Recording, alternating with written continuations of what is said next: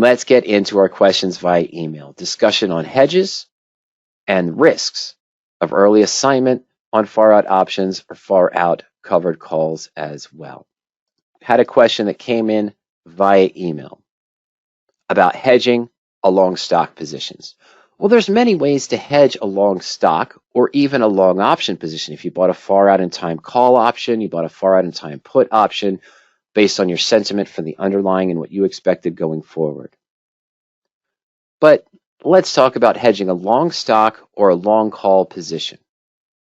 We could do direct protection in the form of buying a put option to protect the long stock position or protect a long call position.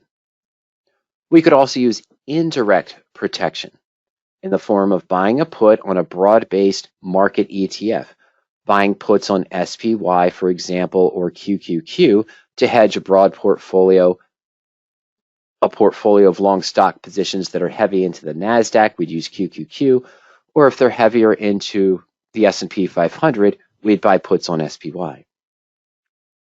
Or one might consider a hedge as taking in premium. In other words, I have a long stock position. A hedge might be selling a call against the stock or the long call. We'd create a covered call or a calendar call position generating premium, which would lower the break even, but might cap our upside gain. Using a credit or debit spread as a hedge against that long stock or long call position as well.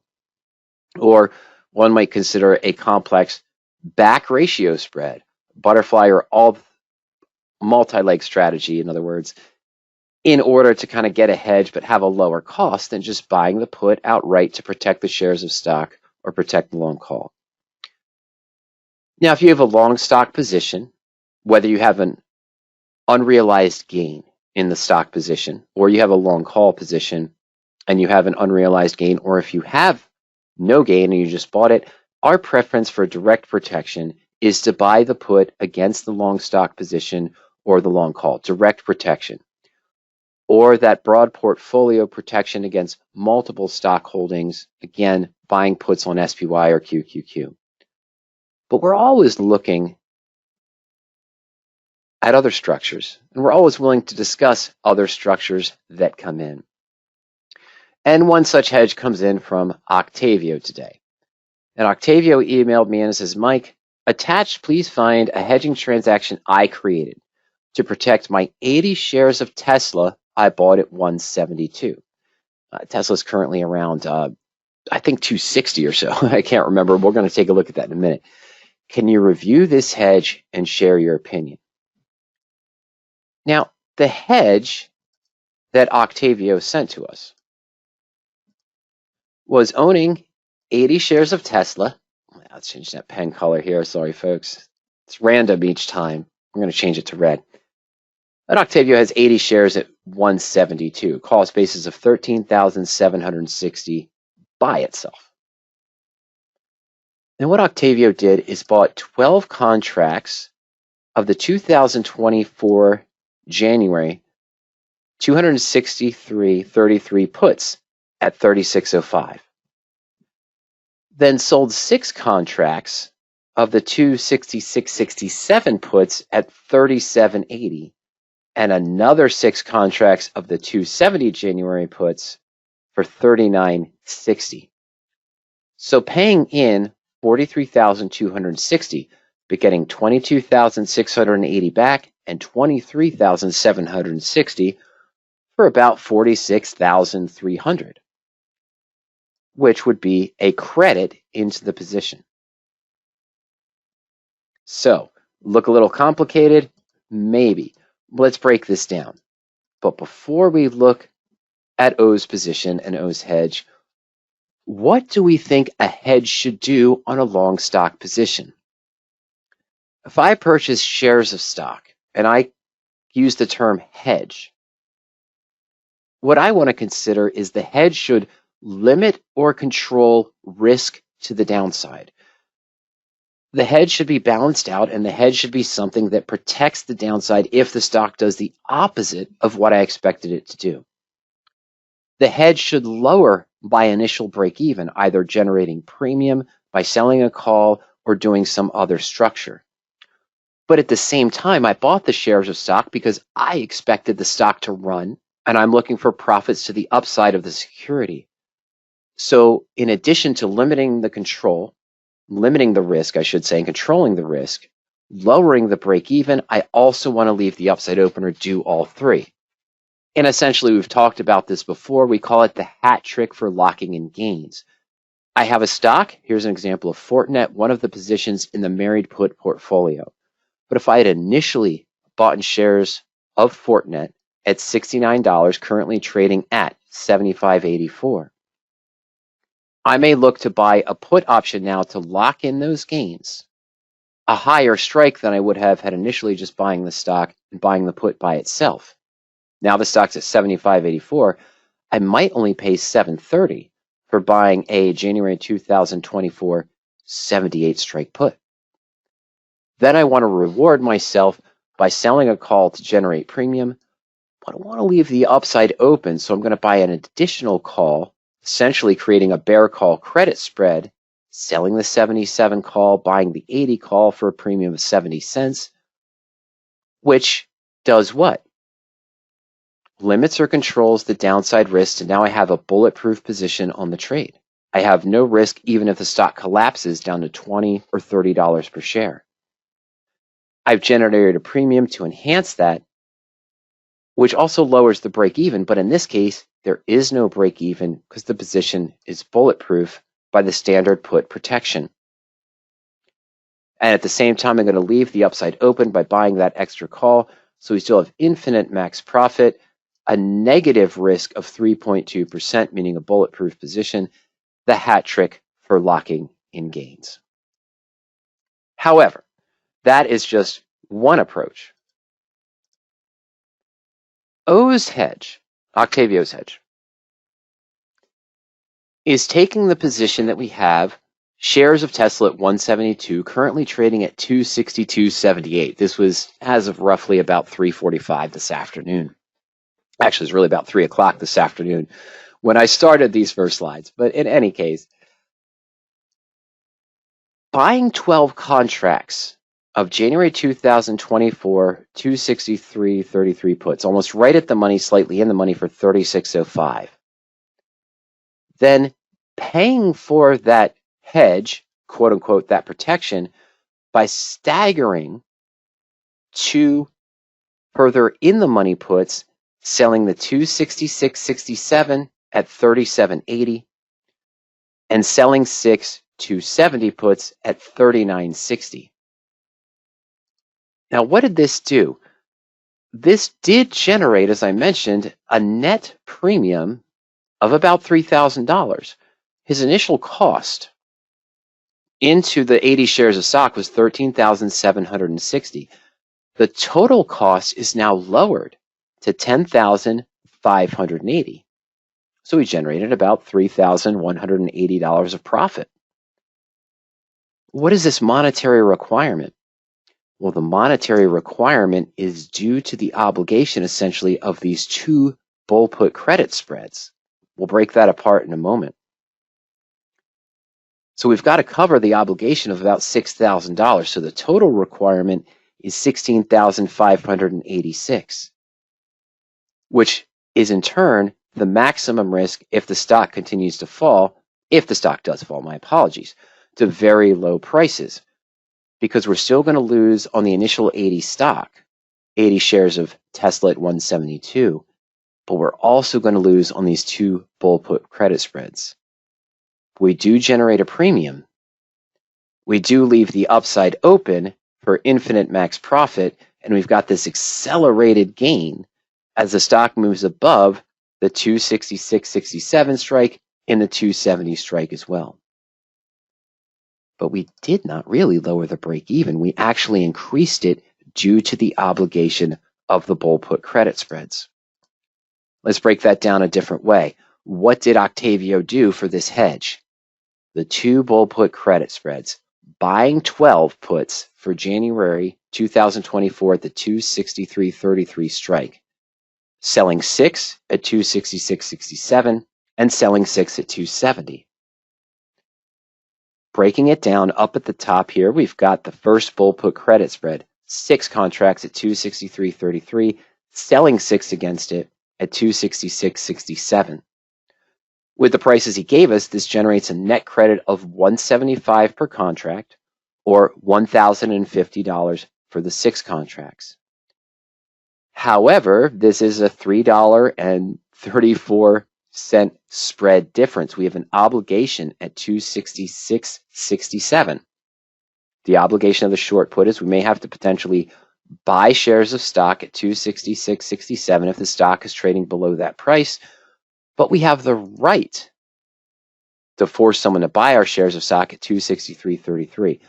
But we have to cover that difference between the short obligation and the long option right that we have minus the net credit. That's where that risk of 159 comes in. Second spread, higher strike prices. Again, buying 6 at 263.33, selling 6 at 270, 667 risk or difference in strike price, but we collect a net credit of 355. So the risk on the second bull put spread, 6 contracts, drops down to 312 per contract, or 1,872.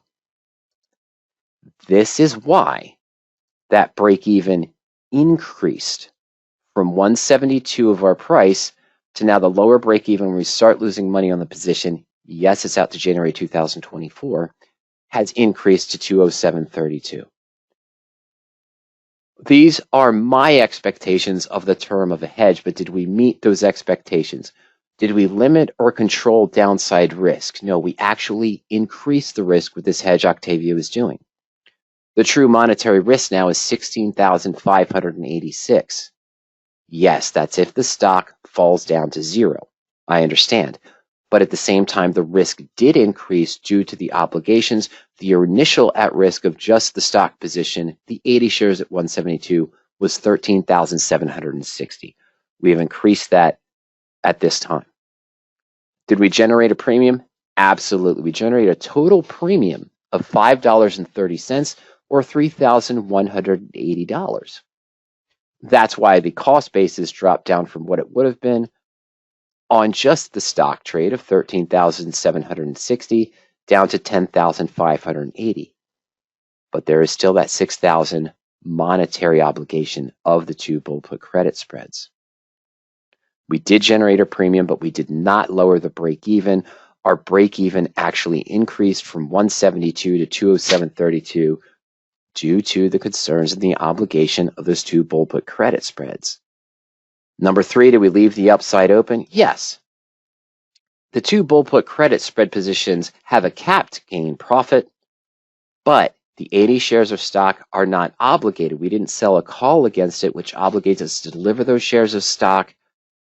So that still leaves us with the upside risk or upside profit potential on those 80 shares, even though the profits on those bull put quote unquote hedges are limited to just being above the strike prices of the puts at that time. Pros and cons, my thoughts, of course, we already roughly explained, but again, the pros and cons of this hedge Octavio is using. Income is generated. We lowered the total cost basis by that $3,000 from the 13,000 or so stock price of 80 shares at 172 down to about 10,850. We enhance the profit if Tesla moves up in price above 270, above both put strike prices, but those are out to 2024. Cons of this hedge, the total risk is actually increased in this case.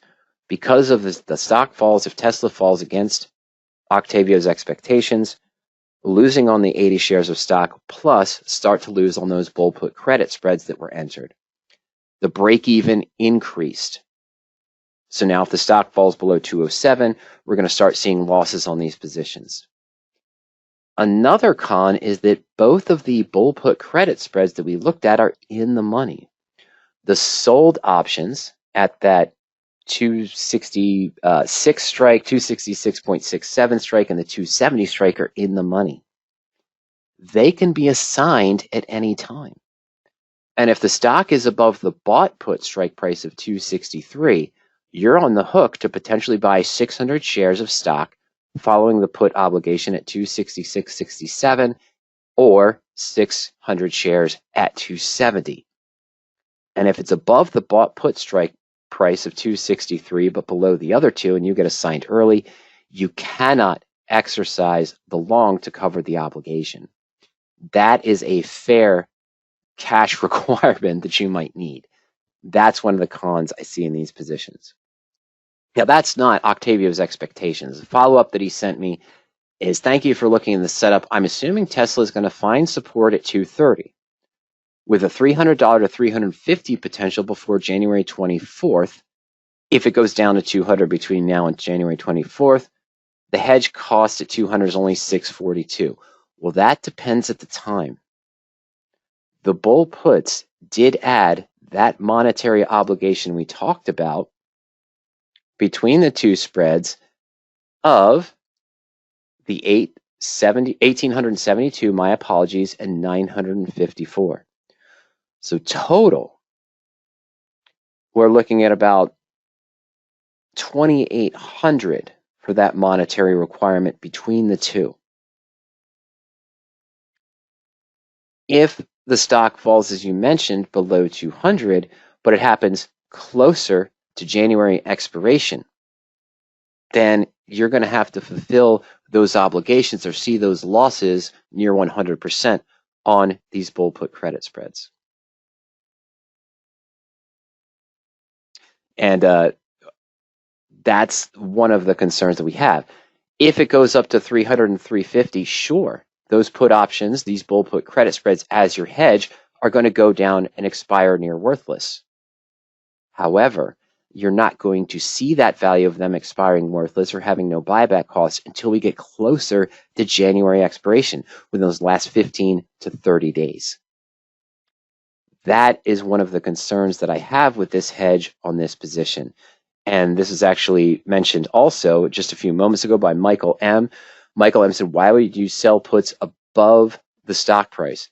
Personally, I would never do that. I would never enter a bull put credit spread, as I mentioned for the cons of this, Michael, where they could potentially be assigned at any time on the position. That's not what I look to do. That's not how I do bull puts or cash secured naked puts as well. So the structure for me as a hedge is more in the con area. I personally never set up bull put credit spreads where the sold call is in the money, even though I'm trying to use it as a stock hedge or something along those lines, because of the obligation of those short puts that can be assigned at any time. That to me is too risky. Now, even though Octavio's expectations are that Tesla might go up to 300 to 350 and looking for a cheaper buyback cost on the puts as well, and will sell to close those positions. As I mentioned, the hedge risk is actually 2,826. Since these are far out put options, they're going to attain most of that time premium until we get closer to that expiration of January 2024. This is also sort of my concern on these far out hedge ideas, using a credit spread as a hedge idea far out in time, because you don't start to see the benefit of that true premium you collected until you get closer to expiration. And in this case, if the stock falls down in price, then we're going to run into a situation where we're losing on those two bull puts and losing on the 80 shares of stock. We didn't enhance the protection because the puts that you bought, the 12 puts that you bought, are obligated by the two in the money puts that you sold at 6 contracts apiece. There's nothing still covering the stock. The hedge is only that premium you generated, but it comes with extra risk to lose on the bull put credit spreads and on your long stock position if Tesla doesn't follow your expectations and falls down in price. Now, a few moments ago, I had showed a profit and loss chart of a Fortinet position and the hat trick for locking in gains. Would the hat trick on this Tesla position work better?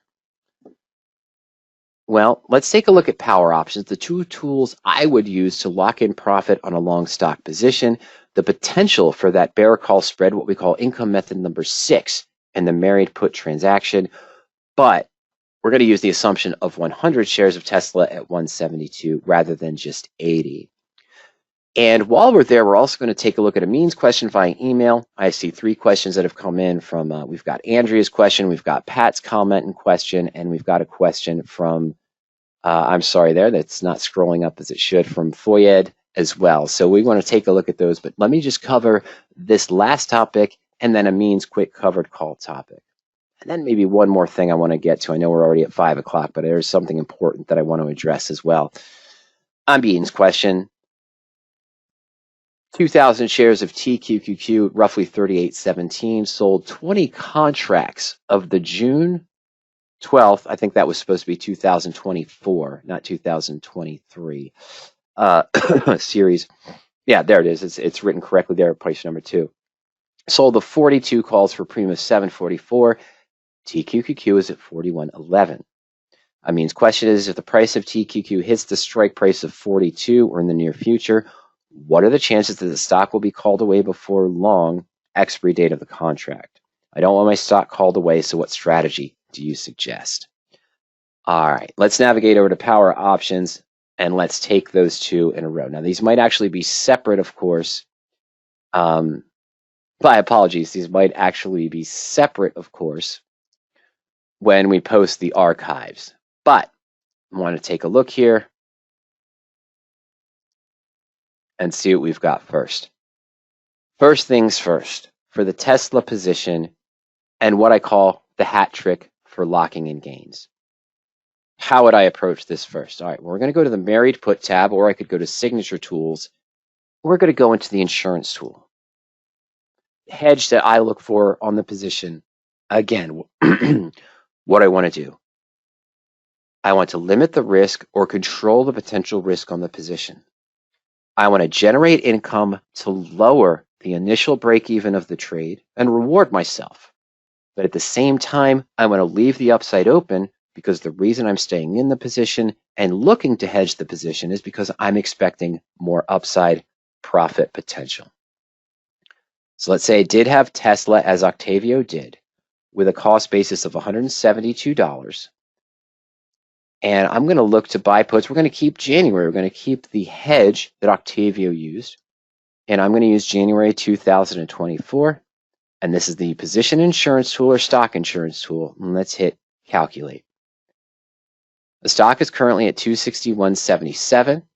My unrealized profit is $89.77, or 52.2% of my cost basis of 172 even. The stock is currently trading at $261.77, and I'm seeing here some in-the-money puts that I could purchase that would be expensive. $4,000 here for 100 shares, $4,200 here, but I'm locking in a profit on these positions, meaning if Tesla does the opposite of what I expected it would do, I've guaranteed that I'm going to make 27% minimum on the position. Yes, I could liquidate now for a 52.2% gain. I'm expecting more upside, which is why I'm evaluating a hedge to begin with. And this is, 50%, guaranteeing a profit of 50%, more than 50% of the unrealized gain I have if I sold right now. But I'm expecting more upside. Well, let's take a look at this 270 strike. It was the highest strike that Octavio sold in their hedge. I'm going to actually purchase this outright. How does that look on the profit and loss chart? Well, again, not much of a thing here. This is going to get cleaned up in just a second here for the strikes that are selected. At 172 for 100 shares, not the 80 shares Octavio mentioned, but for 100 shares, we had a cost basis of $17,200. I'm purchasing a 270 put for 203 days out in time. Now it's 9 points, $8.23 in the money, but I'm paying a hefty time premium price here of $4,000. Well, that's going to increase my cost basis to $21,242. However, I'm guaranteed to get $27,000 back. This means that the profit that I'm guaranteed, even if Tesla falls back down to 170, falls back down to 200, I'm guaranteed a profit of $5,757 or 27.1%. Phase one, what did I do? I controlled or limited the risk on the position. In fact, I canceled all of the risk and bulletproofed the trade using the stock insurance tool. Did I lower the break even? I removed the break even out of the equation. I have a bulletproof position. There's no break even to even discuss in this situation. Even if the stock falls, we're guaranteed a profit of 27%, and we still have infinite upside. But now shorter term, I want to reward myself. I picked the right stock. I allowed it to go up in price. I'm locking in or guaranteeing profit by purchasing the proper insurance. Now I want to reward myself. Let's just go out 28 days or so. Let's go to July 21st, 21 days out. Stock is trading, of course, at 262, 263. And we paid $40. So let's roughly get a third of that back. Let's sell the 265 call for $14.10.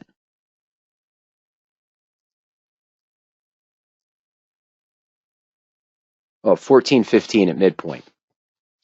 Now we've increased the guaranteed profit to $6,637, rewarded ourselves, and the bulletproof status, our worst case scenario, if the stock falls back to 172, Tesla falls to 150, $150 per share, guaranteed a profit of 37. The max profit is a return of 52.5%. If the stock's trading right at 265 in the next 21 days. Why is that important? Because that's pretty much above the unrealized profit we have right now if we sold to close the stock. So here we are increasing slightly the maximum profit already, increasing the bulletproof status.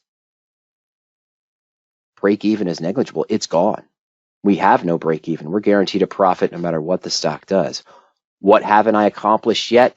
I haven't left the upside open. So let's add that extra call to complete the bear call credit spread. I sold this for 14. I know the strikes are wide in this case, but 14.10. Okay. We're going to go 20 points above.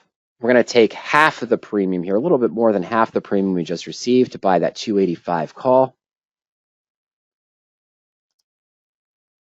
So now I'm only generating a profit, generating a premium of only about, $6.60 or so. But I leave the upside open. I've canceled my risk to where I'm still guaranteed a profit of 31.2%, even if Tesla falls down to 140, 120. I'm in a great profit range, even if it falls back to 220, 240. Got the little heartbeat bump here, where yes, I've sold a call at 265, but by buying this higher strike call, we leave the upside open to those ranges of 300, 310, 320 that Octavio mentioned. Looking at the two hedges, this is my preferred structure. If I had an unrealized gain in Tesla, and yes, I know Octavio's talking about 80 shares. If I had that unrealized gain, I'm using that stock insurance tool again under the married put tab or under the signature tools to see which puts I could buy to lock in profit that makes sense. Not going too deep in the money, not going cheap out of the money, but going at the normal structure I might look for to open a new married put position following the rules in the blueprint. Then I'm going to reward myself by generating premium to enhance my bulletproof status, take some of that premium away to buy the extra call in that case to leave the upside open. That's what I refer to as the hat trick for locking in gains. That is the hedge that I want to use on a stock in my portfolio that has an unrealized gain in the structure. Is there anything majorly wrong with the hedge that Octavio set up for his position? Not necessarily. And again, it's not something that I might do. But he did satisfy certain goals or certain needs for the position. he didn't really limit or control the downside risk. It actually kind of increased. He did generate a premium to lower the total cost basis with the 2 bull puts against his 80 shares of stock. The break even didn't lower, it actually increased. He did leave the upside open. Pros and cons. Risk tolerance. We talked about the pros and cons of this one, Octavio. In my opinion, looking at this chart here, still a risk of 16,586. We did generate a premium. It's out to January 2024. Or locking in unrealized profit, 50% of the unrealized profit you have right now in the trade, rewarding yourself by generating some premium and leaving the upside open, but doing that premium with only 21 days that may start decaying closer in your favor as we get closer to that expiration rather than January 2024. You can tell where I'm leaning to, though I don't have much of a problem, Octavio, with what you did in your structure. But I prefer this kind of structure when I have an unrealized gain in a stock, using this insurance tool on PowerOptions to find my locked-in gains, then rewarding myself by selling the premium and using half of that to buy that extra call to leave the upside open, the hat trick for locking in gains.